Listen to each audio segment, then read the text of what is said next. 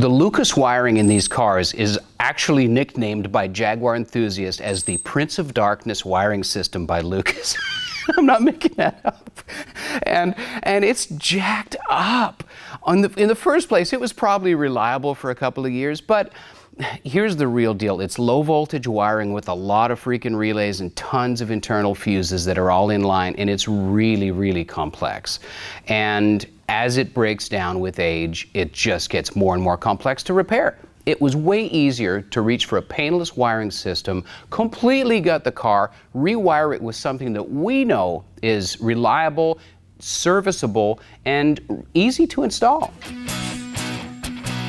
So after yanking all the factory wiring out, salvaging what we had to, we went to work making this car reliable again. My buddy TC is great at wiring, so I leaned on him again to help make things happen. We replaced all the Jaguar wiring with a painless, it's called their Pro Series harness. The reason I use painless is because it's really good quality systems.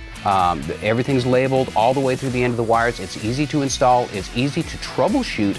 They've got a fantastic manual and they've been doing it a long time. It's a really great company with really great products. It just made sense to use painless.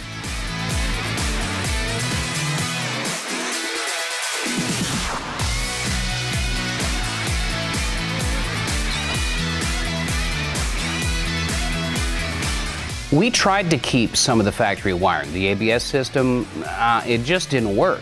The factory stuff that we kept were pigtail ends, connections to lights, to the tail lights, and just scabbed into it from the Pro Series harness.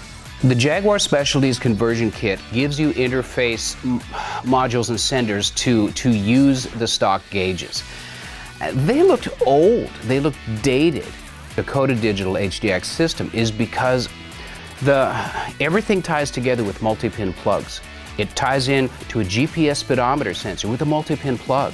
It's going to be perfectly accurate with a very long life. The other thing is that it marries into the Holley Dominator ECU with a multi-pin plug. So again, for a non-wiring savvy guy like me, it takes a high-end product, accurate digital gauges, and marries it, interfaces it with the ECU and the computer system that controls the rest of the drivetrain, simply, easily, accurately, and very professional looking.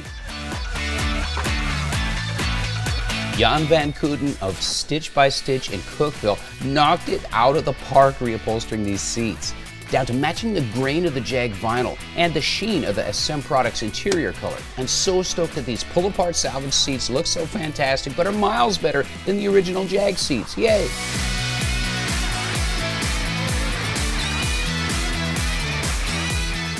I've worked with Vintage Air for a long time on different aftermarket builds, and they've got a bunch of different systems. They're micro systems. We ended up going with the Magnum 4 system that fits perfectly in this car once you got the original stuff out of it. It's going to give you reliable air conditioning. It's going to be more than enough for the cabin of this car.